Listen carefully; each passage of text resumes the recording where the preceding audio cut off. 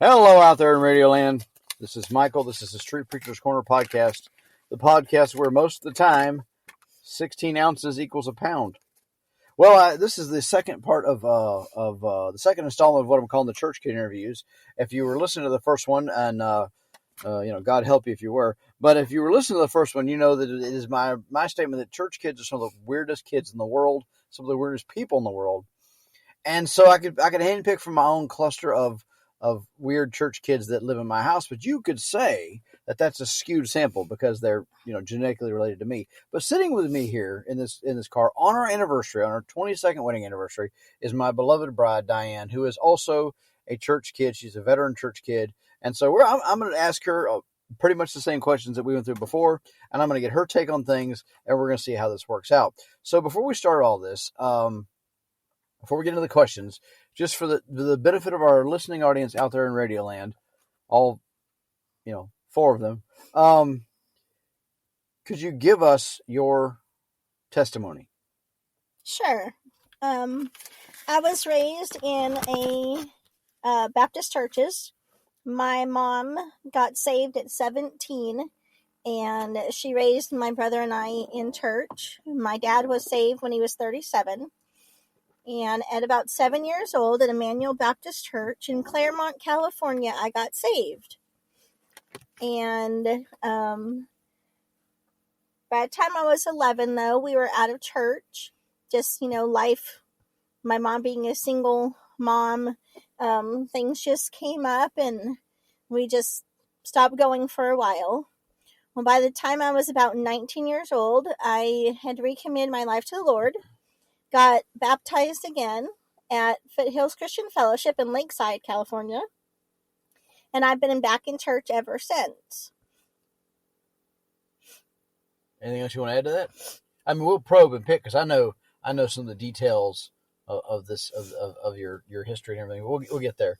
Okay, so like I said, my fundamental premise is that church kids are weird and that people like I feel like just you guys are a separate animal. People that I just feel like you're a separate, and I've always felt like you're a separate animal. So I'm asking you these questions. So you've been in church for all intents and purposes, all of your life, most of your life. You got out for like 10 years, but you grew up in church.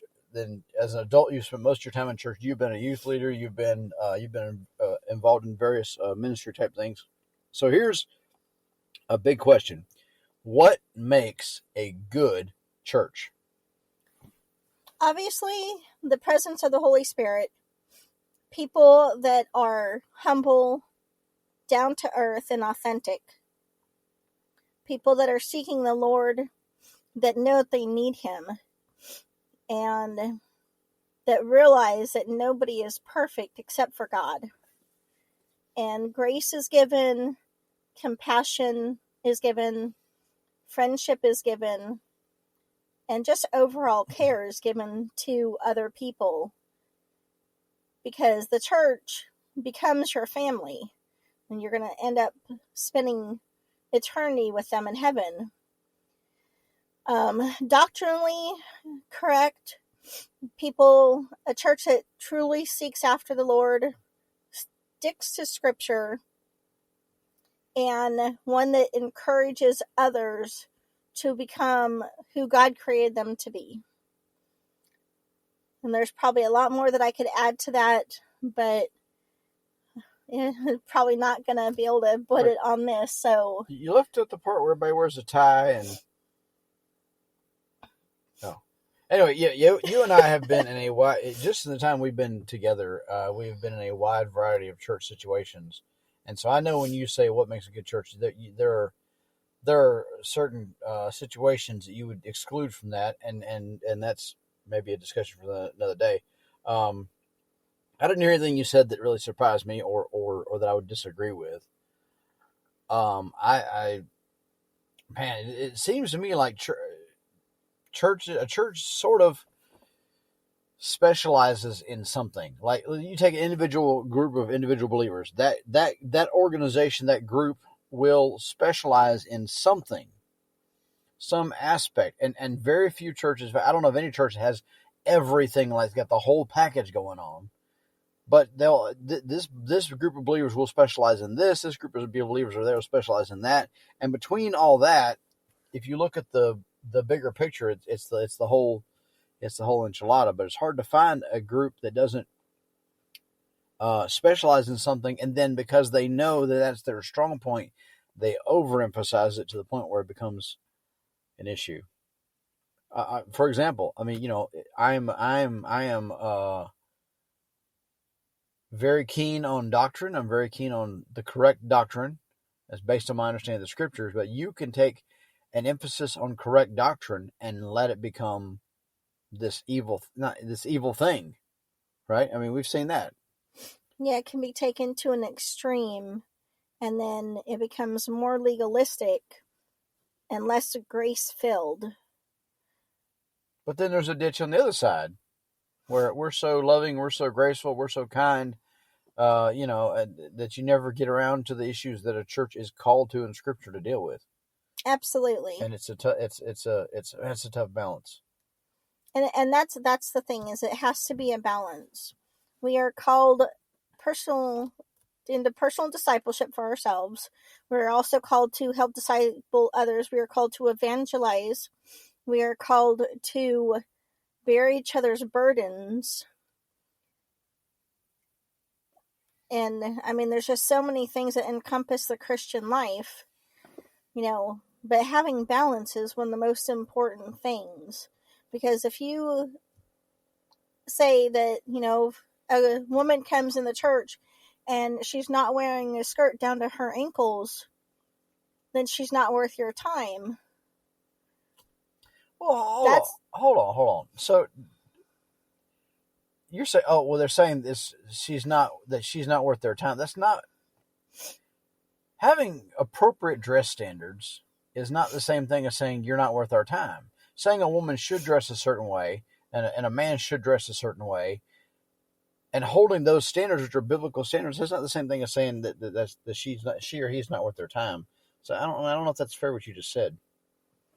Well, I mean, I have been in a church, and the way that you dressed when I was a child, if you didn't have, what the majority of the church thought you should have, because either you couldn't afford it, you were the child of a single parent, or whatever, they put you kind of like as a second-class citizen in the church, and that was wrong. And even as a little kid in church, I realized that that's not the way Jesus looks at us.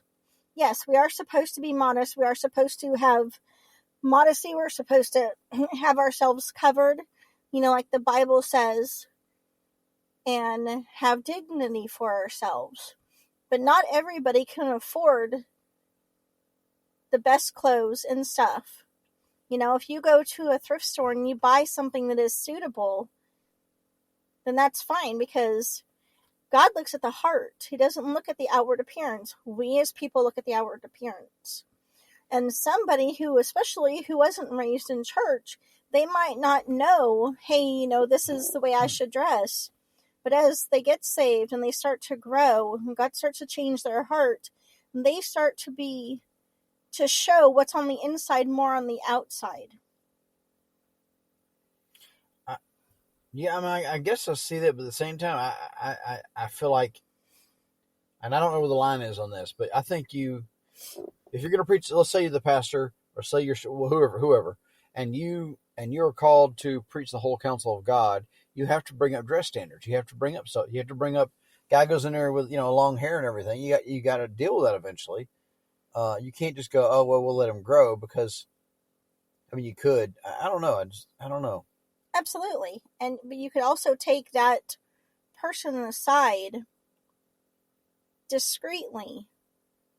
Or if it's a woman, have a woman take her aside discreetly.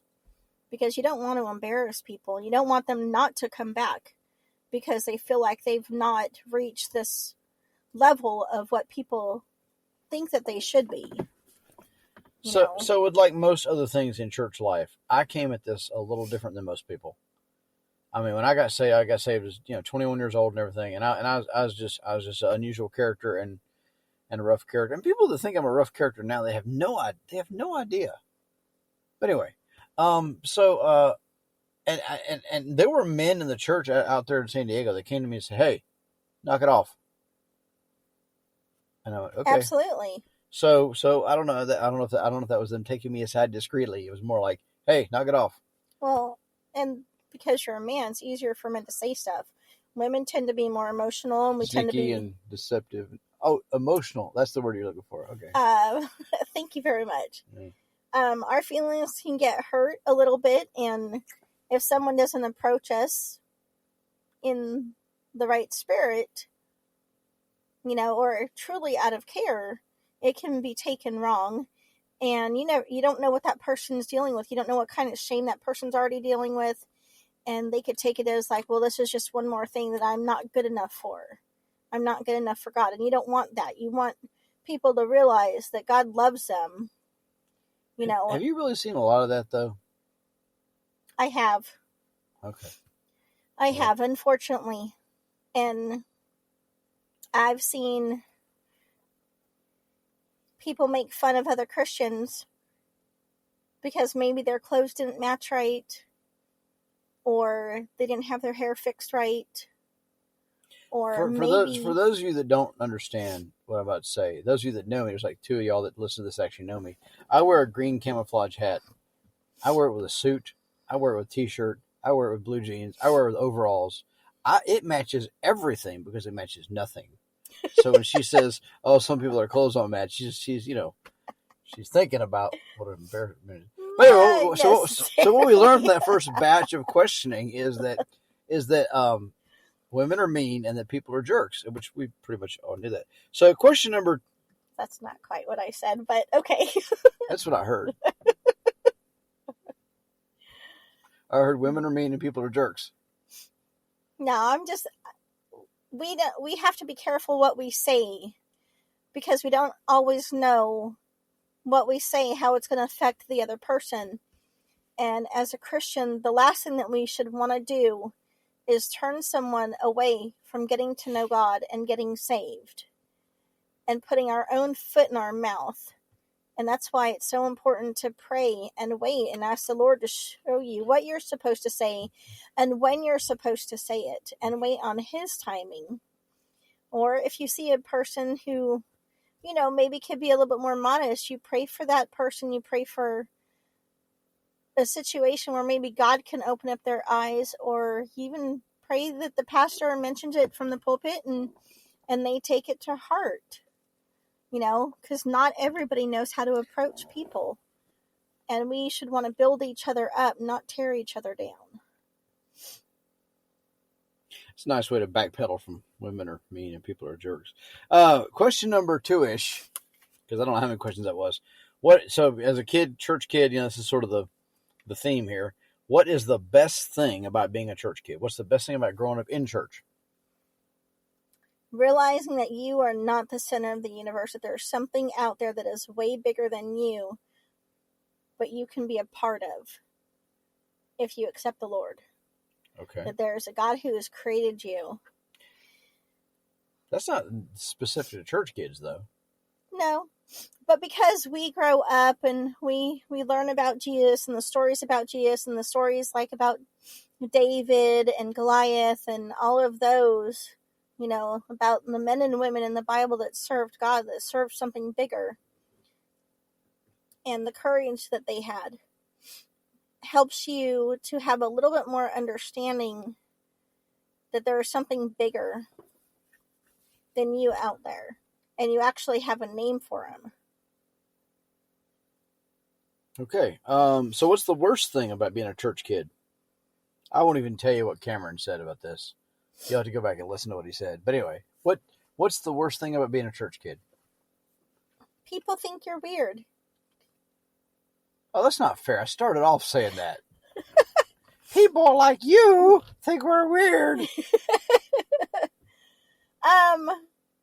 Honestly, people think that you're weird, that there's something different about you, which is a good and a bad thing. When I was a teenager and a young kid, I had friends, but I was always considered the goody-goody.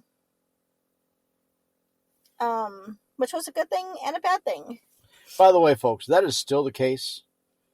I mean, if you've heard my testimony, I was a criminal, and she's so. Let me tell you a story. So just get a little bit off track here. So once upon a time, we were broadcasting once again from an undisclosed location, but it's not that hard to figure out where we're at. But it's not the usual undisclosed location or the secondary backup or even the third. We're like 4 deep in undisclosed locations. Anyway, so we had a dog and the dog got away and so the dog had got away. We live out in the middle of nowhere, but this dog had gotten away. It had been gone for some time.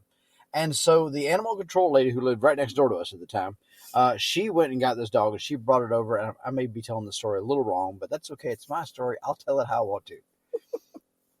My wife always claims that I lean towards the more sensational side of stories. Yep. Anyway, so the lady brings it, and so we got a ticket for having a out of control animal or a whatever the charge was. It was some goofy thing, and that wasn't when we took Duke to court. That was this was for Lacey. Anyway, so since my wife was here when they returned the dog, the ticket, even though it was my dog, the ticket was written in her name, and she freaked out because she was the good kid, and she wasn't used to, like, getting in trouble. And I was like, it's nothing, man. It's a fix-it ticket from the dog catcher. Who cares? And you said, oh, yeah, you feel that way because you're a criminal, and you're used to this sort of thing. I've never even had a parking ticket until I met you. You said that. So, yeah, you're still the goody. Well, I'm still the... It's true. I haven't had a parking ticket. Yeah. Once upon a time, my wife has a shed, which is one of the undisclosed locations, which I guess now I just disclosed it. But and so we had a bunch of stuff in for our daughter that we did not want her to have access to, and Dianne said, "Well, let's put it in the shed." And I said, "Yeah." She goes, "Well, I'll lock it." I said, "That kid can get into that shed faster than you can with your key because I taught her." Anyway. So best thing about being a church kid, worst thing about being a church kid. Okay, what is the one thing you wish people understood about church kids? That we're not perfect. Is anyone under the impression that you are? Well, sometimes people can look at like, oh, they go to church and, they do this and, we as teenagers and young kids are as dumb as every other kid. We make mistakes. Okay, so along those lines, what mistakes do you think church kids make, public or private? You don't have to name any names. I'd rather you not, because people ought to be able to outlive their mistakes. What mistakes have you seen church kids make? Maybe your own life, maybe life of other people you've seen. Mistakes that church kids have made. Yeah, that you know about. In their private life or their public life. Being mean. Sometimes being mean is appropriate. Sometimes people deserve meanness. I don't know. I mean, some of the mistakes that church kids have made are some mistakes that other non-church kids make. Sometimes they think that they're better than other people. Sometimes they're just mean. Sometimes they make fun of people. Word a lot. Sometimes they exclude others. Sometimes that they think that they've got it all figured out and nobody else does. Well, those are all public. So, well, I don't know. I guess some of those are private. I don't know. What I've seen is, and I talked about this when I had Cameron on here, is that I see church kids, they how do I put this? How did I put it before? They don't let their parents be people. So your parents are people, and that's not an excuse for bad behavior. It's not an excuse for hypocrisy. But a lot of kids will take what they see as hypocrisy, which is not even hypocrisy, although sometimes it is. And that's just their parents being people, and they will use that hypocrisy, or what they perceive as hypocrisy, as an excuse for their own bad behavior. Yes. And I could name names, but I won't. But I know a situation where a dad left his wife, and so the mom's raising the kids by herself, the 3 kids, 2 girls and a boy, and one of them lives in Stark and doesn't listen to this. Anyway, and so that the youngest girl used that bad behavior on her dad's part as an excuse for her to get off track and then way off track, and now she is way, way, way out in the weeds off track. And if you really could, she would tie it all back to her dad's bad behavior, and that's fine. I mean, there's certainly a case to be made for how a father can derail a family by his bad behavior. But at the end of the day, she's a grown person now. You know, she took that mistake her dad made and used it as a foundation for her own sin. And I think that's a bad call. That's a very bad call. What do you think about that? Yeah, I think so. I think another thing that might be a private thing for church kids is them thinking that they have to have a public persona that is completely different than their private. We have seen, a young lady who on the outward church side looked like she was the perfect daughter and the perfect kid, and then ran away from home because of a boy. Oh, yeah. And but it goes even deeper than that. She planned it for weeks, and her parents are as good as they come. Her parents were being assaulted by a cat. Her parents are genuine. They're real, and she planned her escape for months and hid it and stuff, and knew that if she kept singing in the choir and kept going door knocking and kept going street preaching and kept playing the piano, that nobody would ever know that she was plotting her escape. Yeah. It was wild. Yeah. What they, I guess, forget is that you do stuff like that, and like I said, everybody's going to make bad decisions, especially young people, but your sin will find you out. And I think that she might have been under the impression that she had to be a perfect kid instead of being honest with her parents and saying, I don't agree with this part. And I know that she hurt her parents a lot. And as far as I know, they don't even have any communication with her anymore. So I think that is a big thing. Well, when she left, so those of you who don't know the story, this is an amazing story, actually. So like we said, she planned it for weeks and weeks and weeks. And then one day she just came up missing. Like, they got up and she was gone. So the first thing they did was call the cops. Well, she was 17 or something. Cops like, look, she's kind of an adult. We can't do anything really until, we have some more to go on. And so 3 or 4 days went by and they didn't know she dead. She'd been kidnapped, blah, blah, blah. Well, she called them. And I said, hey, I'm okay. I'm with this guy that I met, yada, yada, yada. And so she's, I'm going to do this thing, and I'm going to be with him for a while, and it's going to be great. And we're going to go do this, all this stuff, whatever. And so she said, don't worry, Mom, I'll come by and visit. And her mom said, no, you won't. She said, you get right with God, you can come visit. Until then, you know where to find us when you get right with God. If we leave and we move someplace else, we'll find some way to get a hold of you, let you know where our new place is. So when you get right with God, you can come. It was heartbreaking to even hear this story being told. And man, yeah, I mean, and so then she got further down, and I talked to her dad. I don't know, 3-4 months ago, and I asked him, how are things? How is she? And he said that she was back in that town where they live, or she was back in the town where they used to live, and that they speak from a distance. And I mean, I don't know. It's just people are a mess, man. People are a mess. So that's a fine example of a mistake that church kids have made, just being idiots. Yeah. And I think one of the other things too is not giving their parents enough credit, because parents usually know or can pick up on something going on with their kids. And sometimes the kids are like, my parents are oblivious, and the parents might not know exactly what's going on, but they know that something's going on. Okay. So shifting gears a little bit, try to bring this down for a landing. We'll try to keep these about a half hour. It's, whatever. So obviously I've been involved in public ministry since before we met. Public ministry being defined as deal with people face to face about their souls. We do this through street preaching. We do that through door knocking. We do that through a variety of ways. You had not been around a ton of that prior to meeting me, I don't think. Not the street preaching, but evangelism and stuff like that. Yes. So prior to meeting me, what sort of evangelism had you been around?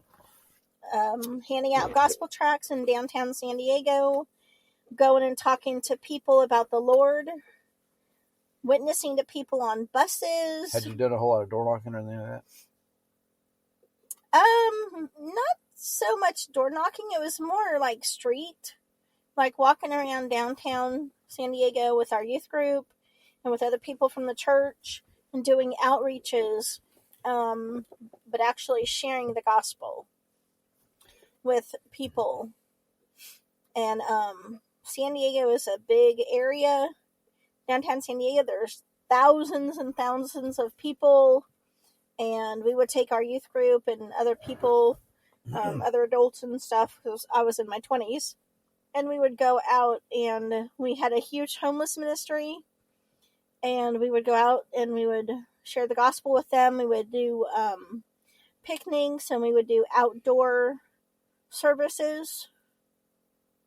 We did missions trips to Mexico, and we would do outdoor stuff there. But some of the poorest parts, share the gospel. We had several people who spoke Spanish, and some of the Spanish people there could also speak a little bit of English, so we shared as much as we could, doing outreaches and stuff like that. So okay, and then we met in 99 or something like that. Yes. And so I know when we were first seeing each other, I took you to downtown San Diego. We were doing street preaching out there in front of Horton Plaza. And then since then, you don't go with a whole lot because of other obligations and other issues.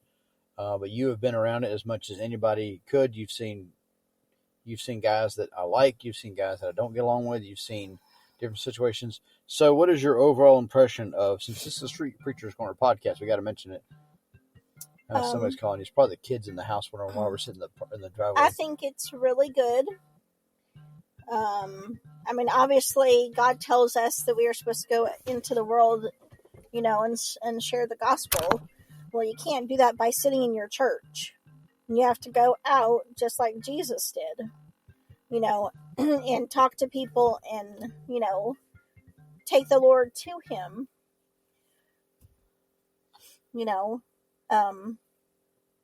If you don't give the gospel out to people that either haven't heard it or haven't accepted it yet, how are they going to know to get saved? They have to hear the truth. Okay, so your overall impression is a positive one. Yes. Although it may not always be your cup of tea. I'm obviously more confrontational than your average Sunday school, whatever guy. Even when I'm teaching Sunday school, I'm confrontational. It's just how we roll. Yep. So, okay, but out of the 20-ish years you've been around it, is there one overall memory that sticks out in your mind? I asked Cameron this, and I was really surprised at what he said. Yes. One incident you've seen, one incident you've been around, whatever. Well, what is it? Picture it, Sicily, 1921. It was when I went to the Section 8 housing with you, where you had been going for a whole summer. And... Oh, there were D-Lives? Yep. Okay, yeah, the Pines Apartments, and yeah. And preaching to the young people there. Now, this is Section 8 housing, not the best environment. Oh, really? Taking hope. Man, we preached between two murder scenes. There was a guy that had gotten stabbed to death on the sidewalk on one side of where we were preaching, and they found a girl in the dumpster behind us. Yeah, this was a great place. So the last day that you were out there, I went with you that day. Yeah. And one of the young men who had been coming to our church his parents were out there with a bunch of other adults, and they were drunk. Oliver's parents, in the middle of the day. And I just felt like the Lord was telling me to go over to talk to them. And you were preaching with Darnell in the center. Yeah, I'm sure. I went over and I talked to them, and I handed them some gospel tracts, and I started talking to them about the Lord. And, just sharing what I could, knowing these people were drunk, with praying that God would do something. And he did.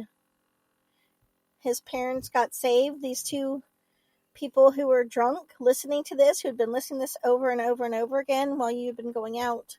Yeah, we've been out there for probably a little over a year, every Saturday. And there was a big common area, a bit apartment complex, big dirt common area in the middle. And we'd set up a chalkboard, I'd draw, I'd preach, Darnell would preach. Yeah, and people would send their kids out just to get the kids out of their hair. And sometimes the parents would sit out on the sidewalk, stoned out of their minds, drunk out of their minds, and just, yeah. So that's the setting. Big open area, guy with a chalkboard, other guy just preaching, and then this little cluster of kids around us, and then like 30 yards back, a bunch of parents sitting in lawn chairs. So, yeah. Yeah, his parents were sitting in the lawn chairs when I went to go over and talk to them. And which I always thought was kind of funny that people, because I'm so white I'm clear, and I was probably the only white person for several blocks, and here it is, I'm this weird white guy out there in the middle of the parking lot preaching, and people that did not know me and probably shouldn't trust white people sent their kids out there, and thank God for it. But I always thought it was kind of funny.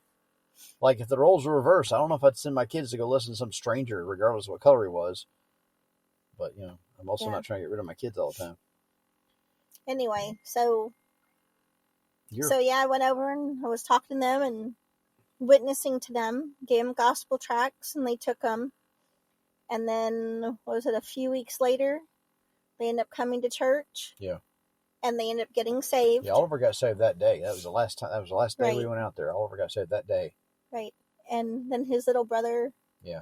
And then his parents got saved. And they got sober. And they started going to church.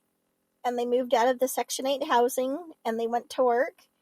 And I think the dad's name was Oliver, too. Yeah, I actually saw him a couple months ago. Yeah. And so, every time we see them now, they make it a point to say hello to us. And just being used by God in that way is such a blessing. And to see God change not just the lives of those young men, but the lives of their parents. And seeing them to where they could actually look at themselves in the mirror and know what God had done for them. And truly seeing fruit of God's power and him touching somebody the way that he did. And it didn't just affect them, because other people saw it too. The people that they had been around and friends with and family. We don't even know how far the ripple effect went. And like I said, I saw the dad a couple months ago, and he tapped me on the shoulder in the store, and he made a point to say hello to me and to talk to me. And they're still doing wonderful, all because they got saved. And, that God had us out there to be able to share the gospel and to see their lives change. Well, we've been sitting here for 33 minutes or so. Her phone is going nuts. We're gonna wind this thing down. Thank you, those of you that listen. Thank you, sweetheart, for agreeing to do this. You're welcome. Happy anniversary. Happy anniversary. As I say every year, a lesser woman would have crumbled by now. It's better though. It's better, right? Yes. Okay. Well, there's some tough times. It's better. Girl's tough. She is. I mean, she's crying, sitting there talking about Oliver and his family, but she's tough. So don't think she's not. There's no way she could have survived the life of this old boy if she wasn't tough. So thank you guys for listening. We're gonna put this up at some point here, and this is Michael, and I will, as always, I will see you on the other side.